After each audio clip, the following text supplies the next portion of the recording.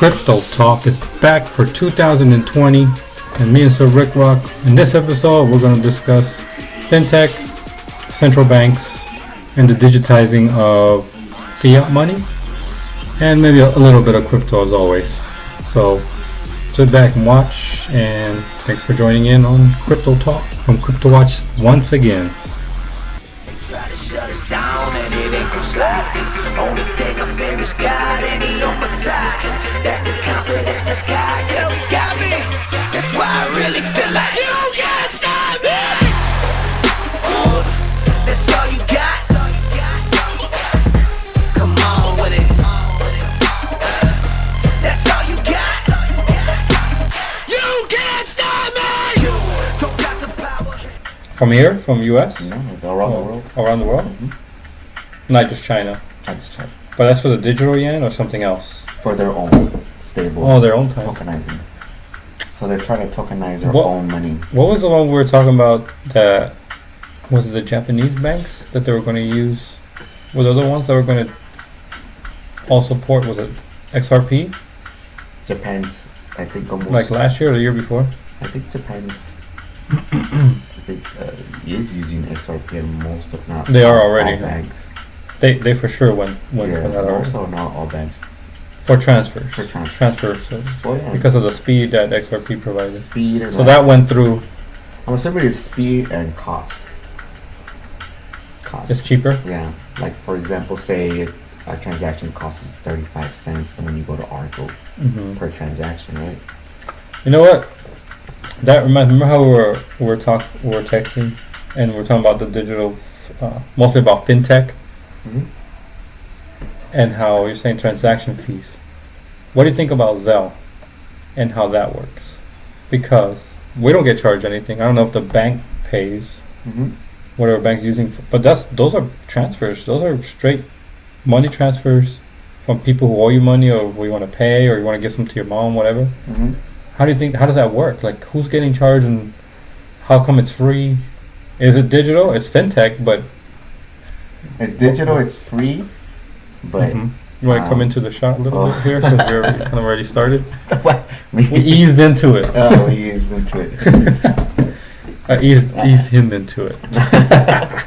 I don't know exactly how who covers the cost, because if you look it up, there's no fees, there's nothing.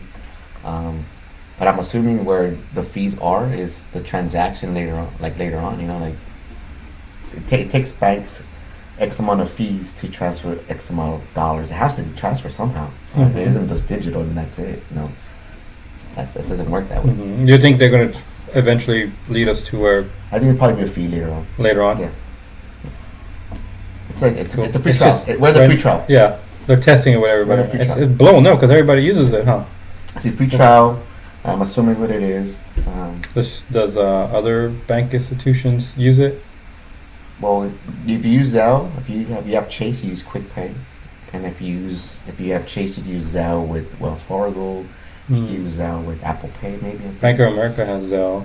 The Bank of America has Zelle. Uh-huh. So I'm assuming they're training us or maybe setting us up for something else later on. I'm assuming because they're gonna take away something from over here. It has to, right? So you take So away. you could say it's a promotional Yeah. period right now? I'm assuming maybe, or maybe we're just talking out our asses, but but I mean, it might be the promotional part where Yeah. where we already got used to it, Uh-huh. and then next thing you know, we already used to it so much as a convenience that we're willing to pay for it later on because we've adapted a habit of using it that way versus going to the bank. Now you're gonna make a choice, right? Mhm. Do I drive to the bank or do I pay for this convenience of giving this X amount of person this money, or do I give him the money, or do I drive him the money, Uh-huh. or do I, right? So now there's the cost later on, because I think it's a test trial right now is what they're Yeah. doing.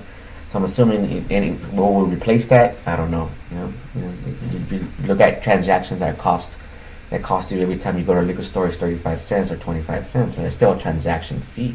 Who pays for that, right? Yeah. And that, Well, you know, because balance, or not balance, but transfer was always available, at least in Bank of America, from without having to use Zelle. You could transfer money with your accounts, right? They shouldn't charge you for that, but you could also transfer it to like a family member or somebody who you do have their account. They never charged you for that, and they had a pretty good system. Why do you think they would just say, you know what, let's let this third party handle it. Money, and I'm saying money. Yeah, they didn't want to support that maybe, because it worked fine before, but it seems Maybe- like the other way is better. Or maybe because you don't need the account number, you just do the phone number that's Mhm. linked already to it. Yeah. Probably safer, huh? It's Like safer. convenience. I don't know, convenience, safer. I don't know. It just when you look at it inside of it, it's they're just trying to make it I think more monitoring, and it's easier Mm-hmm. for the customer, because customer wants quick and fast. Yeah. What do I at least have to do to get this transaction done? You know, which Yeah. is a phone number and email at the end of the day. Mm. Switching back to the central banks and Supposedly, yeah, and it's here. and they want to digitize everything. Let's go back to what we were saying about digital yen. That they could use that to what beliefs are that if they do that, they don't need any more, traditional money. Well, Or how does that translate to the dollar? if we're still using dollars, and it's like you're still they make fun of that, right? In the commercials, they have that guy, everyone's paying with ATMs, and you here come and you pay with the dollar, And slow everybody down. Everyone down. So, Uh-huh. so that's already the mindset of, are you still using cash? Mhm. You're already trained to use, I'm assuming digital, Mm-hmm. digital, which is your ATM and all that. They're just trying to make it, I'm assuming, cheaper and faster. And at the end of the day, Is there any chance you think that we will digitize the dollar, like a digital there's version of it? Mm-hmm. So the Federal Reserve is coming out right now and trying to talk about also tokenizing their dollar too. So I'm assuming that's what's going on. I don't The know. Federal Reserve Yeah. said that. Mhm. They're also the same ones that. That's Remember? Jerome Powell. Jerome Powell had a meeting with the main one from the IMF, and they're discussing of them tokenizing their own monies, which is the euros, and they're talking about tokenizing the dollar. And this is where China's jumping in and saying, "Hey, we're going to take the lead," and that's what maybe what's going on. Oh, okay, that makes sense. Don't know yet Uh huh. because it's the But beginning it's of the beginning. speculation. But it's speculation, And but there are that's- talks in that. There are conversations, and who else is tokenizing? They're trying to tokenize their money. And when we're saying tokenize and digitize, do we still think in terms of crypto, or is it just another different type of FinTech for right now? I'm assuming. Digitizing money, because they don't necessarily have anything to do with. So I'm assuming FinTech is still centralized and crypto is decentralized. Well, FinTech's anything Tech. digital, financial, transactions that can happen. I don't even think it even includes crypto, but you can eventually whenever you do use Bitcoin to purchase, or when you transfer to a wallet or something. It's not really paying anybody, but when you use it a payment, that's a form of FinTech. Mm-hmm. Especially if you use like the the Cash App. That's exactly what that is. Mhm. So, do you think when they talk about digitizing money, like traditional money right now, are they thinking going the crypto way, or it's just a digitization, if that's a word, of our currency now? Yes. Yeah. The other currency now. Yeah. Mhm. That's what they're gonna do. All right. Do you think because of crypto or Bitcoin that has helped start those conversations? Yes. Mm-hmm. I Or is think it just a natural progression of technology that we're just moving that way I think anyway? they see it more as a threat now as well. They see is because if you start understanding like the economics and the value of dollar and value of money, sound of money, then that's when Don't be afraid. Oh. Come out. that's when you start seeing you start discussing again economics, the sound of money, the value of money, and if they already suck all the power of the money or its value, then they might want to jump to something else that has the 100% again. Because for example, if they rolled out the money, say the dollar, right, rolled out in 1913, right, it was worth again 100%. Right, Yeah. it was worth We 100%. got a power outage right now. So then every time we print money out, it dilutes the value of the dollar, which creates the Yeah, that's inflation. crazy. I still can't believe that's what they decided to do. So that if you understand stuff like that, Talk about inflation. So if you understand something like that, then you probably it makes it easier to understand why they're probably doing this. You know, are they going to go to another digital currency that's worth 100% that you're not able to print or mine X amount of money, where now you're diluting that dollar like we're doing now? You know, I'm assuming that's the next stage, because I think that they're figuring out whatever monetary system we have now is not working out, and everyone's doing the same thing. Everybody's jumping into X amount of rates, negative rates, printing money, quantum easing. We have currency wars, or we keep losing, and stuff like that. So I'm assuming that they've already figured out it's not working out. So they're gonna try to tokenize their own money to make it not lose its value. Like for example, like we're doing right now with our own money, where it's losing its value every time you print money out. So yeah, and that's in what we were talking about earlier, that when the economic boom happened, that eventually that was one of the signs that happened right before the collapse, which the rumor is that we're probably heading into in 2020, 2021.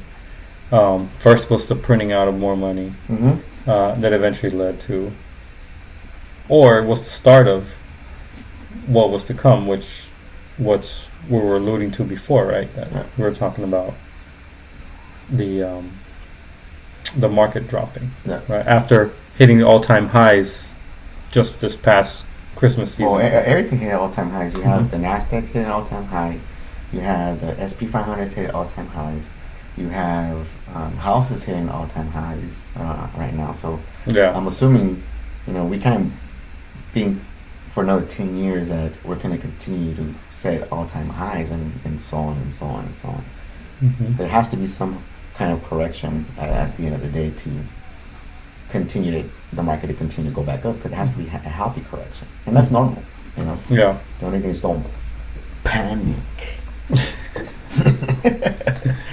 And just to end it right here on this quick wrap up, not wrap, but let's say a quick reboot of Crypto Talk.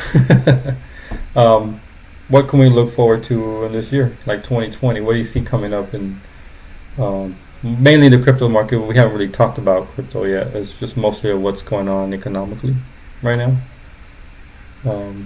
I think opportunities will come up, where if you have money set aside, where you maybe want to look at educating yourself of what's going on with the markets, and maybe opportunity at the end of the day. What I think coming is, I think markets are might most likely correct, because it's needed.